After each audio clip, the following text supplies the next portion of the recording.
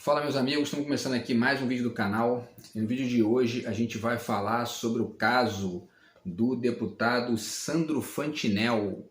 Esse caso que está aí bombando nos últimos 2 dias, né? Ele é de Caxias do Sul, no Rio Grande do Sul, e deu uma declaração lá no plenário da Câmara, enfim, ofendendo os baianos, os nordestinos e defendendo os empresários que foram autuados por trabalho escravo, né? Então, para quem não sabe, ou para quem ainda não entendeu muito bem a questão, algumas vinícolas do Rio Grande do Sul, de Caxias do Sul, Bento Gonçalves e algumas outras cidades ali, foram autuadas por trabalho escravo, né? Estavam mantendo mais de 200 trabalhadores em condições precárias, em condições desumanas, e, enfim, maus tratos. Alguns levavam inclusive choque elétrico, né?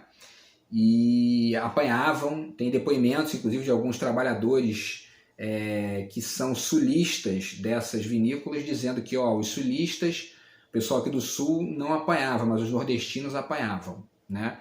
E aí tá, né? Enfim, essas empresas já foram autuadas e já estão sofrendo uma série de embargos aí por conta disso, tá? E a gente vai falar um pouquinho sobre esses embargos também no vídeo de hoje. E ao mesmo tempo, de repente apareceu esse vídeo desse sujeito chamado Sandro Fantinel, que é um deputado de Caxias do Sul, descascando, falando um monte de bobagem sobre, enfim, sobre essa situação.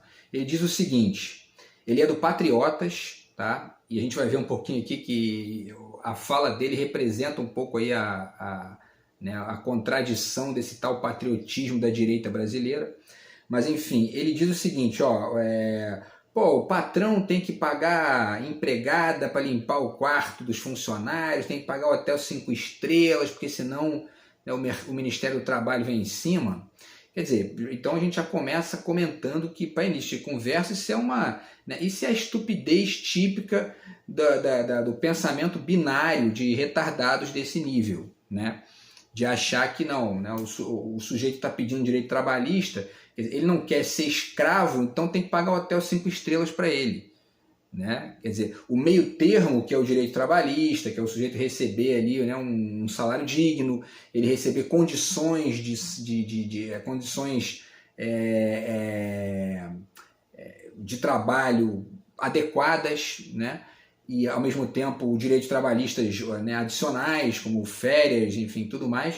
Isso não existe na cabeça dessa gente, né? O que existe é ou o sujeito é escravizado, ou ele vai ser. Se ele exigir não ser escravizado, é porque ele quer um hotel 5 estrelas, né? Essa é a cabeça de grande parte da direita brasileira, que tem esse histórico, né? O Brasil tem esse histórico escravista, né? Foi o último país a acabar com a escravidão, e isso está presente na cabeça de muita gente ainda no Brasil, né? Se não por uma via direta dessa história que a gente tem, por uma via de ressentimento, como é o caso de alguns retardados como esses que estão enchendo o meu saco aí, né, há 9 anos, me perturbando. E aí ele continua, né? Vamos voltar aqui ao Fantinel. Ele diz: eu vou dar um conselho. Agricultores e produtores não contratem mais aquela gente lá de cima, ou seja, né, os baianos, os nordestinos. Conversem comigo, vamos criar uma linha e vamos contratar os argentinos, que são limpos, trabalhadores corretos, cumprem o horário, mantêm a casa limpa e no dia de ir embora ainda agradecem o patrão pelo serviço prestado e pelo dinheiro que eles receberam. Vamos fazer só 2 comentáriozinhos aqui a respeito dessa fala. Primeiro é o seguinte: ele diz, vamos criar uma linha e contratar os argentinos, quer dizer, não contratem nordestinos e contratem argentinos. Esse sujeito é de um partido chamado Patriotas, né, que é um partido de direita, bolsonarista, tem foto dele com o Bolsonaro. Então eu fiz vídeos aqui no canal já falando sobre o patriotismo do Paraguai e da direita brasileira, porque é exatamente isso. Isso é cuspido e escarrado o patriotismo do Paraguai e dos brasileiros, da direita brasileira, né? Quer dizer, eu sou patriota, mas eu digo para não contratar brasileiro, né? Se for nordestino, contrata o argentino, que é um estrangeiro, é um gringo, né? Gera emprego para o gringo e não para o brasileiro. E aí, um outro detalhe da fala dele é o seguinte, ele fala, né, porque os argentinos são limpos, blá blá blá, e cumprem o horário, e ainda agradecem no final. Vamos ver qual é o horário que ele está se referindo, porque acho que ele não pesquisou isso em relação a essa situação de trabalho escravo lá. Vamos lá. Os trabalhadores denunciaram, os trabalhadores escravizados, né, denunciaram o seguinte, que o combinado era um trabalho de 7 da manhã às 6 da tarde, ou seja, um período de 11 horas, que já é acima do básico da lei, né? A lei são 8 horas de trabalho, mais uma de almoço ali, 9 horas, né? Mas já eles estavam combinando 11. Sabe quantas horas eles trabalhavam de fato? A partir de coação, a partir de agressão física, de choque elétrico? Eles trabalhavam de 5 da manhã às 8 horas da noite, ou seja, 15 horas de trabalho. E vai saber quais as condições lá de alimentação e etc. Né? 15 horas por dia, ou seja, quase o dobro da carga horária básica de trabalho por dia. Então, assim, meu caro Fantinel, você acha realmente que as pessoas que trabalham desse jeito, né, a partir dessas condições, agradecem no final? Por quê? Porque adoraram a oportunidade? Não, é porque estão ali de repente morrendo de fome e não tem alternativa para poder exigir, enfim, né, condições de trabalho dignas, tá? E isso já levanta essa questão dos direitos trabalhistas, né? Porque a gente tem uma moda nas últimas décadas no Brasil de defender a terceirização do trabalho e a flexibilização do emprego, né, do trabalho, a partir de uma perspectiva pós-moderna que, quando aplicada a essas questões de trabalho, de política e tudo mais, é radicalmente ingênua. Radicalmente ingênua, porque no final das contas, quando você vai olhar mesmo como funciona ali, né, no dia a dia, essas regrinhas, ou melhor, essa ausência de regras importantes ali, firmes para proteger o trabalhador, o que gera é isso que a gente está vendo na tal uberização do trabalho nas últimas décadas, na última década especialmente, né? O sujeito monta um aplicativo, finge que está trabalhando com tecnologia, né, e não responde à Justiça do Trabalho, porque não, isso aqui eu estou terceirizando, o meu emprego, quer dizer, o meu trabalho aqui é o aplicativo, né? A pessoa está ali, ele é um empreendedor que se conecta com o aplicativo e aí o cara enche o bucho de dinheiro e paga uma merreca para o sujeito que está ali andando 10 horas por dia na bicicleta para empregar as coisas. Quer dizer, coisa de pilantra, né? E aí a gente tem uma lógica comparada possível, muito tranquila de fazer entre os Estados Unidos e a Europa. Assistam o documentário do Michael Moore, que eu já coloquei aqui o link, indico de novo para vocês, O Invasor Americano. Ele vai na Europa para poder pesquisar como é lá a lógica dos direitos trabalhistas, como funciona as relações de trabalho na Europa. Né? As pessoas são muito mais respeitadas, você vai ver excessos? Sempre tem, claro, mas ali é minoria. Né? Você tem exemplos interessantíssimos ali de empresas que abrem espaço, inclusive, para os sindicalistas fazerem parte do corpo diretivo da empresa. Né? Os direitos trabalhistas são todos protegidos, em sua grande maioria.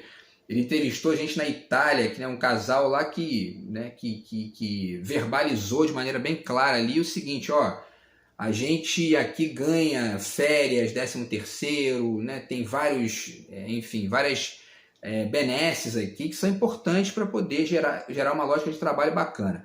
Para além disso, a gente ainda vê em alguns países, tipo Islândia, tipo Finlândia e tal, a movimentação no sentido de transformar a lógica do trabalho em algo mais curto, né? Uma semana de 4 dias, isso foi feito na Inglaterra, inclusive, agora. Semana passada eu vi uma reportagem a esse respeito. Então, a semana fica com 4 dias e ali você tem 6, 8 horas de trabalho por dia e o sujeito a pessoa tem 3 dias na semana para poder curtir a vida, para poder relaxar, aproveitar, né? Enfim, pegar a sua praia ou assistir um cinema ou enfim, ficar com a família ou viajar, enfim, fazer aquilo que ele tem vontade. Por quê? Porque a vida é assim, você não pode ficar ali, né, trabalhando sistematicamente ou você não pode ser obrigado a isso. Né? Você pode querer, de repente, tem gente que adora trabalhar, feito um condenado, 20 horas por dia, Mas se o sujeito fez isso por escolha, é uma outra história. Agora, se ele fez porque ele está sendo obrigado a partir de um contexto de precarização, de fome, de miséria causada por um governo tosco, que foi esse que a gente teve nos últimos 6 anos aí no Brasil, aí a situação é completamente diferente. Então, o Fantinel, né, o nome dele é Sandro Fantinel, dá uma estudada no caso antes de falar bobagem, né? Porque, obviamente, essas pessoas não agradecem no final porque estão ali felizes e contentes porque receberam uma grande oportunidade na vida, né? De trabalhar tomando choque elétrico, entendeu? E 15 horas por dia feito um condenado para ganhar uma miséria, né? Tem que ser muito estúpido para acreditar num negócio desse, ou um escroto, porque também não falta escroto nesse nível, né? Gente que gosta muito de escravizar os outros, né? Entendeu? Ou porque é retardado ou para se vingar de alguma coisa que aconteceu na vida. Tem uns mongoloides aí que adoram agir assim também, né? E aí ele fala também que os baianos, né, vivem na praia tocando tambor, estão acostumados a carnaval e festa, e aí isso é ruim, né? Isso é complicado, tem que evitar essa gente, ele fala, essa gente lá de cima, né? E aí a gente chega na parte do racismo, né? Porque isso é um exemplo de racismo. Ele trata ali o hábito cultural do Nordeste, porque é mais afeito à festa, enfim. E você vai ver uma quantidade gigantesca de sulistas e a galera do Sudeste vai para o Nordeste passar o carnaval lá, né? Então, quer dizer, esse sujeito está falando bobagem atrás de bobagem. Por quê? Né? Porque, enfim, é um preconceito que ele tem ali nitidamente com a questão da festa. De repente, provavelmente ele é um conservador, aquele cara que não gosta de carnaval, não gosta de festa, não gosta de putaria, ou enfim, o diabo que seja. E aí ele quer vomitar regrinha na vida dos outros, que esse é o tipo de retardado que tem na direita conservadora, e muitos deles travestidos de neoliberais, aí só, né? Enfim. E essas duas coisas se misturam muito também. A gente cansa de ver exemplos aí desde que o Bolsonaro saiu do esgoto para poder virar essa coisa dantesca que a gente tem acompanhado. Então, enfim, e aí é interessante citar alguns livros, né? Eu vou terminar aqui de narrar alguns fatos dessa questão para depois passar para os livros e uma breve reflexão aqui, tá? As vinícolas de Bento Gonçalves foram suspensas do mercado internacional, tá? Pela Agência Brasileira de Promoções de Exportações e Investimentos, a Apex Brasil. Então já estão sofrendo sanções por conta do trabalho escravo. A Polícia Rodoviária Federal foi quem achou essas pessoas em condições precárias. E aí também teve uma outra coisa bizarra que aconteceu, né? O SIC-BG, que é o Centro da Indústria, Comércio e Serviços de Bento Gonçalves, fez uma nota defendendo as empresas. E aí eles dizem, dentre outras coisas, né? Eles dizem o seguinte, tá aqui, abre aspas, há uma larga parcela da população com plenas condições produtivas e que mesmo assim encontra-se inativa, sobrevivendo através de um sistema assistencialista que nada tem de salutar para a sociedade, né? É essa velha direita brasileira que vive de benesses e de privilégios desde sempre, né? A direita brasileira, quem nasce rico ou classe média alta, já nasce ali 350 mil passos na frente do cara que nasce na favela, ou nasce numa periferia do Nordeste, num lugar do Nordeste, às vezes, que está ali, né, passando por seca e tudo mais. E são essas pessoas que ficam bradando, né, que como é que ele fala? Que o sistema assistencialista que existe não contribui para a sociedade. Muito pelo contrário, ele gera renda para quem não tinha, mata a fome de pessoas, minimiza problemas econômicos de quem é pobre, né? E ao mesmo tempo gera inclusive um incremento de consumo na lógica social. Porque esse dinheiro é gasto nos supermercados, é gasto, enfim, às vezes até para comprar uma roupa, ou para, enfim, para fazer o que eles quiserem, né? E essas pessoas, da maneira mais patética, fedorenta, pobre, né, sem empatia, sem nenhum tipo de pensamento social, começam a taxar a coisa de assistencialismo, né? E, enfim, então, porque existe uma coisa que é a seguinte, enquanto o Brasil não resolver os seus problemas sistêmicos do ponto de vista econômico, que são vários, né? Enfim, a presença da direita no Estado brasileiro é um problema desde sempre, porque todo e qualquer projeto que visa a médio e longo prazo melhorar o ambiente da população brasileira, especialmente dos pobres da classe média, é radicalmente sabotado pela direita que está no poder, pela direita econômica, que são as grandes empresas, os milionários, etc., e a direita dos partidos políticos que estão ali cumprindo o papel de, enfim, de aprovar leis ou embargar leis, atrapalhando qualquer tipo de melhoria efetiva. Quando a gente compara, a gente já fez aqui vários vídeos no canal, eu já fiz vários vídeos no canal, fazendo essas comparações, né, dos governos de esquerda com os governos de direita, não só no Brasil, mas no mundo todo. E o que a gente vê é sempre isso,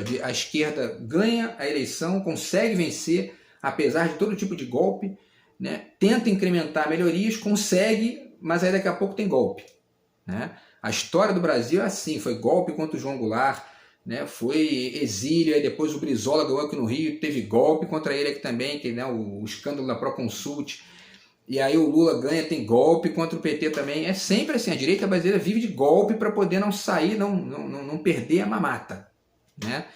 E o que eu chamo de mamata? É justamente todo um sistema, que é o sistema da dívida, né, denunciado pela Maria Lúcia Fatorelli, que é justamente isso, né, eles engolem 45% do orçamento inteiro do Brasil. É papo de 1,5 trilhão, entendeu? E essa gente é que embarga, é essa gente que abre a latrina para vomitar que o Bolsa Família atrapalha o país, né? Enfim. E aí, essa nota então do SIC patética, né? sem menor vínculo com nenhum tipo de bom senso, né? O deputado Felipe Beccari, do União Brasil de São Paulo, apresentou um projeto que propõe a expropriação das propriedades rurais e urbanas em que forem encontrados trabalhadores em condições análogas à escravidão, né? Então, ou seja, a expropriação, se a empresa, né, foi pega escravizando pessoas, ela perde todos os bens e esses bens são direcionados, né, enfim, de uma outra forma ali, né? O Vladimir Safatli, filósofo brasileiro aqui que tem vários vídeos dele no YouTube, tem livros publicados, tem uma atuação aqui grande na rede também, foi candidato a deputado inclusive na última eleição. Ele fez a mesma sugestão há alguns dias, há uns 2 dias aí no Instagram, eu vi lá. Quer dizer, que os bens dessas empresas sejam expropriados e, no caso da sugestão dele, que sejam entregues aos trabalhadores, né? Para que isso sirva de lição para esses empresários que gostam de escravizar pessoas, né? Que mais? E aí, para finalizar, a gente volta, né? Vamos para os livros rapidamente aqui, falar rapidamente dos livros, tá? E eu já deixo aqui, obviamente, o Manifesto Comunista do Marx de novo, que é um livro sempre atual nesse sentido, né? Eu não fixei a página aqui, né? Mas já falei disso em outro vídeo. Uma das coisas que o Marx destaca como um evento de surgimento dos movimentos comunistas naquele momento na Europa, né, 1800 e alguma coisa, é justamente uma lei aprovada na Inglaterra, que na Inglaterra os empresários na época passaram a obrigar os trabalhadores a trabalharem 11 horas por dia, né, mais de 11 horas por dia. E aí foi aprovada uma lei na Inglaterra limitando a jornada de trabalho a 11 horas por dia, né? E aí o Marx ele destaca isso como um grande exemplo do que ele estava chamando de comunismo, né? Então, portanto, o livro do Marx é muito importante nesse sentido, né? O Manifesto Comunista ele é sempre atual, ele está o tempo todo mostrando facetas dessas conexões trabalhistas problemáticas que a gente vê aí, né? E nesse caso específico de trabalhadores obrigados, né, a trabalhar 15 horas por dia, né, a gente está vendo uma lógica que é anterior a 1820, 1840, ali, que é a época em que o Marx viveu, né? Ou seja, gente que está 200 anos atrasado na história, né? Não entenderam ainda que a lógica é outra hoje, que tem que funcionar de maneira diferente. Esses empresários que estão ali, né, e muitos deles posam de empreendedores de sucesso, né? Eles são empreendedores de sucesso, eles são cases de sucesso, né? Tem essa modinha de falar em inglês, case, né? E aí eles são apresentados como, né, o must, né, da história toda. Conversa fiada, eles são, na verdade, né, o atraso do atraso, gente que está ali vivendo, né, no início do século XIX, né, achando que pode ainda escravizar pessoas e ao mesmo tempo bebendo vinho e pousando, né, enfim. Né? É botar poder na mão de uma pessoa que você vê o lixo que ela é ou vê a pessoa bacana que ela é. Né? Outro exemplo importante, de novo, vale sempre citar o Povo Brasileiro do Darcy Ribeiro. Né? Por quê? Porque, dentre outras coisas, ele fala sobre essa questão da escravidão, como que esse processo escravista começou no Brasil em relação aos negros e aos indígenas, né? E isso pode ser lido a partir de outros autores da atualidade, como Gessé Souza, como, enfim, vários pensadores, o próprio Milton Santos também, vários autores brasileiros importantes, para poder fazer para poder ter essa percepção histórica do problema da escravidão, né? E o quanto que ela se reflete nessas relações trabalhistas no Brasil, né, que a gente tem ainda hoje, porque todo ano acontece isso. O Bolsonaro, evidentemente, por ser um projetinho de ditador, ele foi sucateando esses mecanismos aí de investigação dessas coisas, mas agora vai voltar tudo e já está aparecendo de novo, porque o Brasil é isso aí, tem um monte de gente aí, né, nos fundilhos do país brincando de escravizar pessoas, né? E essas pessoas têm que ser punidas com severidade para aprender a respeitar os outros, né? Coisa que muita gente não sabe, hein? Porque tem muito riquinho retardado que acha que porque tem dinheiro pode fazer o que quer, né? Vale tudo, né? Como tem uns retardados que defendem aí. E aí, pessoal, outros livros interessantes aqui, tá? O que faz o Brasil, Brasil, do Roberto da Mata, tá? Tem um capítulo importante aqui no qual ele fala sobre essa ideia de democracia racial, que é bastante ambígua, né? E isso reflete esse exemplo na fala dele dos baianos, blá blá blá, né? Então, quer dizer, vale a pena citar isso aqui também. O romance O Avesso da Pele, do Jefferson Tenório, que eu li ano passado, né? Grande romance também, interessante, e que reflete essa questão do racismo também, e no Rio Grande do Sul, né? É muito por isso que eu estou trazendo esse livro também, né? Por conta dessas duas questões conectadas, o racismo e a vivência do racismo no sul do Brasil, que é de onde vem essa fala do tal, do tal deputado, né? Que eu já nem lembro o nome dele, é Sandro... Deixa eu ver aqui, Sandro Fantinel, né? Sandro Fantinel. E esse livro do Mia Couto, E se Obama Fosse Africano, né? Que aí entra a parte bacana, né? Que eu já falei da ambivalência dessa ideia dele de idiomas plurais. A parte bacana deveria ser apreendida pelo tal Sandro Fantinel, né? Porque ele certamente tem algum tipo de ressentimento ali, mal trabalhado intelectualmente, contra os baianos, né? Como tem muitas feministas que têm ressentimento contra homem, né? Sempre tem, né?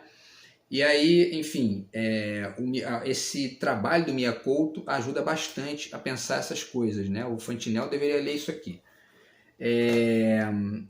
E para finalizar, pessoal, eu trago esse trabalho, que é o trabalho do jornalista americano T.J. English sobre Cuba, né? Que é o Noturno de Havana, como a máfia conquistou Cuba e a perdeu para a Revolução. Tá? Por que eu estou trazendo esse livro? Porque o que acontecia em Cuba no início da década de 50 é análogo à escravidão, né? É análogo a isso que a gente está vendo aí, né? A esses mecanismos que existem aqui. Quer dizer, um bando de riquinhos chega, não tem contraponto jurídico, não tem contraponto ali democrático, não tem, né, nada que os impeça, eles vão escravizando pessoas, vão colocando as pessoas em trabalhos, né, sub-humanos, e ganhando muito dinheiro e as pessoas vivendo de maneira precária, né? Esse livro é muito interessante porque ele narra de que maneira, né, qual foi o cenário que gerou aquele afã revolucionário da população cubana, né? Que foi exatamente esse: pessoas eram escravizadas, né? Pessoas eram, enfim, postas para trabalhar em subemprego, sob condições precárias e tudo mais, né? E aos pouquinhos as pessoas vão se revoltando com isso. Tinha um ditador na época lá, que era o Fulgêncio Batista, que tomava conta da ilha, né? Um ditador de direita. E aí ele domava ali a população, controlava, né, qualquer tipo de reação, e esses mafiosos que não podiam fazer isso nos Estados Unidos, né, porque era proibido, lei seca, etc., eles foram para Cuba para fazer isso lá, né? Então é mais ou menos assim que funciona, né? Empresário é ambivalente como qualquer tipo de ser humano, né? Pode ter um empresário bacana, e tem, né? Tem muitos empresários bacanas, gente boa. Eu conheço, né? Tenho amigos que são empresários e são pessoas generosas, pessoas bacanas, pessoas que pagam bem os seus funcionários, pessoas que tratam as pessoas com respeito, com respeito ao espaço do outro. E tem pilantra, tem bandido, tem gente nojenta que gosta de coagir os outros, que gosta de se divertir, né, com a pobreza dos outros. Né? É um exercíciozinho ali porque quem não tem, né, quem não tem amor próprio se diverte com o sofrimento dos outros. Essa é a grande verdade, né? Atrapalhando a vida dos outros, sabotando, coagindo, chantageando, pagando mal os funcionários, enfim, né? Ou mantendo assim uma lógicazinha, né, blasé, que é essa coisinha patética que é parte significativa da direita brasileira, né? Que está muito refletida não só nessa situação do trabalho escravo lá que aconteceu no Rio Grande do Sul, mas na fala desse sujeito também, do Sandro Fantinel, né? E para finalizar, ele fez, ontem à noite apareceu um discurso dele pedindo desculpas, né? E eu acho uma atitude bacana, porque, né, é melhor do que ficar igual o Bolsonaro, defendeu igual alguns retardados que ficam 9 anos defendendo a mesma bosta ali, né?